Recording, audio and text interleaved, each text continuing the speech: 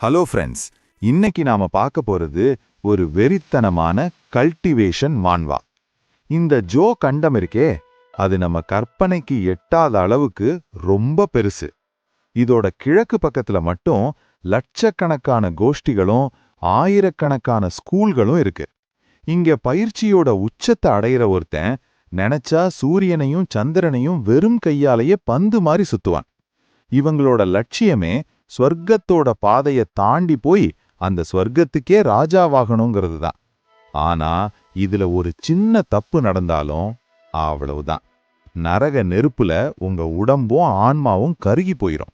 அப்புறம் மறுபிறப்பு எடுக்க கூட ஒரு துளி அடையாளம் மிஞ்சாது. அப்போ அந்த மாஸ்டர் செம கோவமா கத்துறாரு, டேய் பரதேசி நாயே, நீ யார வேணும்னாலும் வம்புக்கிழு, ஆனா அந்த டிவைன் ஸ்வாட் கோஷ்டி கிட்டேயே உன் வேலையை காமிச்சிருக்க. அந்த பொண்ணுக்கு மருந்து வச்சது மட்டும் இல்லாம சாட்சியே இல்லாம இருக்கணும்னு அவளை கொலையும் பண்ணிருக்க. ஒரு தப்பு பண்ணா தடயமே இல்லாம பண்ண மாட்டியா?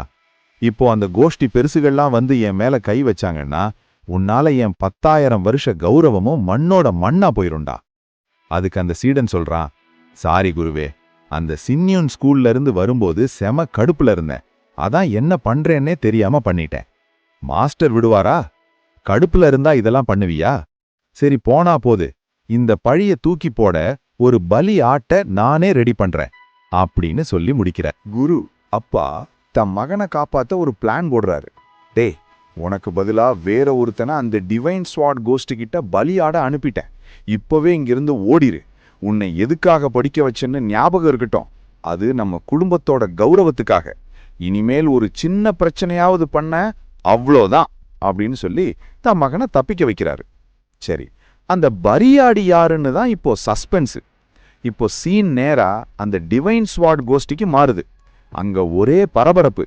ஏன்னா அந்த கோஷ்டியோட பொண்ணுங்க கிட்ட வம்பு பண்ண அந்த கைதிய, நம்ம ஹீரோவா கூட இருக்கலாம், இன்னைக்கு தண்டிக்க போறாங்க. அதுவும் சாதாரண தண்டனை இல்ல. அந்த கோஷ்டியோட புனித பெண்மணி செயின்டஸ் தான் கையாலேயே அவனை கொல்ல போறாங்களாம். அந்த பாவிக்கு இன்னைக்கு சரியான சாவு காத்துக்கிட்டு இருக்குன்னு எல்லாரும் பேசிக்கிறாங்க. அப்போ அந்த புனித பெண்மணி தாம் புனித வாளை எடுத்துக்கிட்டு வர்றாங்க. அந்த வாளோட பவரை பார்த்தாலே எல்லாரும் மிரண்டு போறாங்க. இந்த அற்ப பயலுக்காக இவ்வளோ பெரிய வாளையா யூஸ் பண்றாங்கன்னு மக்கள் நினைக்கிறாங்க. அந்த பெண்மணி தாம் முழு சக்தியையும் வச்சு அட்டாக் பண்றாங்க. ஆனா அங்கதான் ஒரு பெரிய ட்விஸ்ட். நம்ம ஆளு அசால்ட்டா ஒரே ஒரு விரலை வச்சு அந்த பயங்கரமான வாள் அட்டாக்கை நிறுத்திடுறாரு.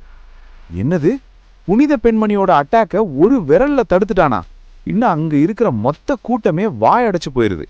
இதை பார்த்த அந்த பெண்மணிக்கும் செம ஷாக்கு. டேய், இவ்வளவு செஞ்சும் நீ இன்னும் அடங்க மாட்டேங்கிறியா? இன்னும் கடுப்பாகிறாங்க. புனித பெண்மணிக்கு உதவி பண்றேன்னு சில பேர் ஓடி வர்றாங்க. ஆனா அந்த பெண்மணி கடுப்பாகி மரியாதையா ஓடி போயிருங்கன்னு விரட்டி விடுறாங்க. அங்க இருக்கிற ஜூனியர் பசங்கள்லாம், ஐயோ சீனியர் பிரதருக்கு என்னாச்சு, யாராவது போய் காப்பாத்துங்கடான்னு கத்திக்கிட்டு இருக்காங்க. நம்ம ஹீரோ விடாம அந்த எதிரியோட கழுத்தை பிடிச்சு, மரியாதையா சொல்லு, இங்க என்ன நடக்குதுன்னு கேட்க அவன் ரத்தத்தை கக்கிக்கிட்டு இருக்கான். ஹீரோக்கு பழைய ஞாபகம் எல்லாம் ஒன்று ஒன்றா வருது. ஆமா, நான் ஞாபகப்படுத்திட்டேன், நான் தான் அந்த ஹெவன்லி எம்பரர். அப்போ ஒரு வாய்ஸ் கேட்குது, அவரோட உதவியாளராக இருக்கலாம். மாஸ்டர், நீங்க நிஜமாவே இதை பண்ண போறீங்களா? இவ்வளவு கஷ்டப்பட்டு ஆயிரக்கணக்கான வருஷம் தவம் பண்ணி இந்த உச்சக்கட்ட பவரை அடைஞ்சிருக்கீங்க. இப்போ எல்லாத்தையும் விட்டுட்டு போறது சரியா வருமா? அதுக்கு நம்ம எம்பரர் ரொம்ப கூலா பதில் சொல்றாரு.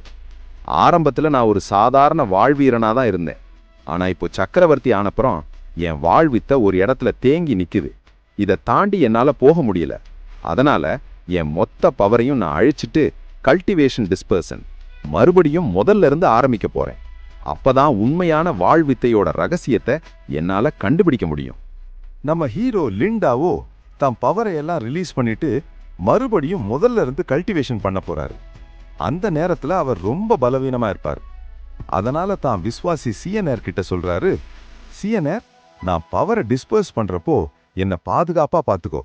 யாராவது குறுக்க வந்தா தயவு தாட்சிணியம் பார்க்காம கொன்று. ஹீரோ அவ மேல வச்சிருக்க நம்பிக்கையில, நான் இல்லாத நேரத்துல நீ தான் இந்த சொர்க்கத்தோட சக்கரவர்த்தி. இதோ என்னோட அதிகார முத்திரை மற்றும் சிம்மாசனம், இதை இப்போதைக்கு நீ பாத்துக்கோ எல்லா பொறுப்பையும் அவகிட்ட ஒப்படைக்கிறாரு. அப்படியே ஹீரோ கண்ணை மூடி தான் பவரை ரிலீஸ் பண்ண ஆரம்பிச்ச அடுத்த நிமிஷம் டமார், அந்த பொண்ணு சிஎன்ஆர் நம்ம ஹீரோவை அட்டாக் பண்றா. ஹீரோக்கு செம ஷாக். ஏ, என்ன பண்ற? என்னையே அடிக்கிறியான்னு கேக்குறாரு. அதுக்கு அந்த பொண்ணு ஒரு வில்லத்தனமான சிரிப்பு சிரிச்சுக்கிட்டு, இனிமேல் நான் தான் இந்த சொர்க்கத்துக்கே சக்கரவர்த்தின்னு சொல்றா. நம்ம ஹீரோவோட மனசு அப்படியே உடைஞ்சு போயிருது. 1000 வருஷமா என் கூடவே இருந்தியே, அது இந்த ஒரு சீட்டுக்காகத்தானா? இதை ஏன் நான் இவ்வளவு நாளா கவனிக்காம விட்டேன்னு கதறாரு. அதுக்கு அந்த பொண்ணு கடைசியா ஒரு பஞ்ச் வைக்கிறா. டே லிண்டாவோ, 1000 வருஷம் உயிர் வாழ்ந்தும் உனக்கு ஒரு மனுஷனோட குணத்தை கண்டுபிடிக்க தெரியலையே, நீ எல்லாம் என்ன எம்பரர் அப்படின்னு சொல்லி அவரோட பவரை மொத்தமா அபகரிக்க பார்க்கறா. விஸ்வாசி மாதிரி நடிச்ச அந்த வான்சியன் ஏர் இப்ப தான் அசல் முகத்தை காமிக்கிறா. லிண்டாவோ பார்த்து சிரிக்கிறா. ஹே லிண்டாவோ, நீ எப்படிடா அந்த உலகத்தையே கண்ட்ரோல் பண்ண? நீ வெறும் முட்டாள். உனக்கு சண்டை போட மட்டும்தான் தெரியும், ஆள அடையாளம் காண தெரியாது. இந்த உலகத்தோட விதி உன்கிட்ட இருந்தா மக்கள் என்ன ஆவாங்க? உன் காலம் முடிஞ்சதுடா. இனிமேல் இந்த சொர்க்கத்துக்கு நீ எம்பரர் கிடையாது, நான் தான் எம்பரர் அப்படின்னு சொல்லி அவனை கொல்ல வர்றா. நம்ம ஹீரோ லிண்டாவோவுக்கு எல்லாம் புரிஞ்சு போச்சு. ஆனா அவர் அசரல. ஆஹா, நீ ஏற்கனவே வாழ்வித்தையோட உண்மையான ரகசியத்தை புரிஞ்சு வச்சிருக்கியா? அதான் இவ்வளவு நாளா காத்துட்டு இருந்தியா அப்படின்னு சொல்லிட்டு தன் கடைசி அதிகாரத்தை பயன்படுத்துறாரு. வான்சியன் ஏர், இந்த ஸ்வர்க்கத்தோட சக்கரவர்த்தியா நான் தீர்ப்பு சொல்றேன். நீ இந்த சிம்மாசனத்துக்கு தகுதியானவள் இல்ல. லிண்டாவோ தன் மொத்த வாழ் ஆன்மா சாட் எசன்ஸவையும் ரிலீஸ் பண்றாரு. அந்த பவர் எவ்வளவு அதிகம்னா இந்த உலகத்தாலேயே அதை தாங்க முடியல.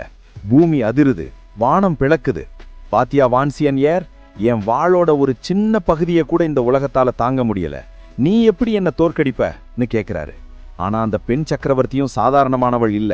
அவளும் அந்த அட்டாக்கை தாங்கியிருக்கிறா. கடைசி நிமிஷம் லிண்டாவோ அந்த பெண்ணை பார்த்து ஒரு சபதம் போடுறாரு. வான்சியன் ஏர், இங்கேயே காத்திட்டு, நான் கண்டிப்பா திரும்பி வருவேன் அப்படின்னு சொல்லிட்டு தன் உடம்ப அழிச்சுக்கிட்டு தன் ஆன்மாவை மறுபிறப்புக்கு அனுப்புறாரு. ஒரு பயங்கரமான கத்தலோட லிண்டாவோ அந்த இடத்தை விட்டு மறையிறாரு.